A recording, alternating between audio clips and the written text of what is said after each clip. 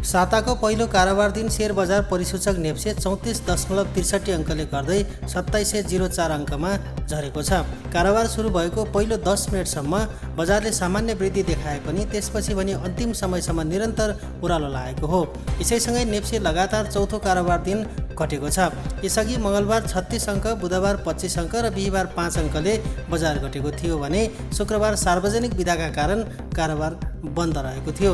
कारोबार रकममा पनि गिरावट देखिएको छ भने अघिल्लो दिन 4 अर्ब 91 करोड रुपैयाँ बराबरको कारोबार भएकोमा सोमबार घटेर 4 अर्ब 26 करोड रुपैयाँसम्म सीमित भएको थियो। आजको कारोबारमा 27 कम्पनीको सेयर मूल्य बढ्दा 240 कम्पनीको घटेको छ भने 2 कम्पनीको मूल्य स्थिर रहेको छ। समूहगत सूचकतर्फ माइक्रो फाइनान्स बाहेक सबै कम्पनी घटेका छन् भने माइक्रो फाइनान्स समूह सामान्य 1 अङ्कभन्दा कम हरियो अङ्कले देखिएको छ। जलविद्युत विकास बैंक र उत्पादन समूहमा 2% भन्दा बढी गिरावट आएको छ। अन्य समूहहरूमा बैंकिङ 0.86%, विकास बैंक 2.14%, फाइनान्स 0.96%, होटल तथा पर्यटन 1.35%, जलविद्युत 2.23%, लगानी 1.36%, जीवन बीमा 0.49%, उत्पादन तथा प्रशोधन 2.54%, निर्जीवन बीमा 0.93%, अन्य 0.50% तथा व्यापार 1.38%ले घटेका छन्। व्यक्तिगत कम्पनीतर्फ फरवर्ड माइक्रो फाइनान्सको सेयर मूल्य सबैभन्दा धेरै 15%ले बढेको छ भने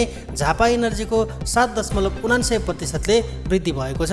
यसैगरी कर्पोरेट डेभलपमेन्ट बैंकको सेयर मूल्य सबैभन्दा धेरै 12.58%ले घटेको छ। Maikhola hydro power 8.59%, Narayani development bank 8.56% र साल्पा विकास बैंक 8.01%ले घटेका छन्। आज सर्वाधिक कारोबार भएका कम्पनीहरूमा NRN infrastructure, Reliance spinning mills, national hydro power, Ankhukhola जलविद्युत कम्पनी र एनआइसी एसिया बैंक रहेका छन्।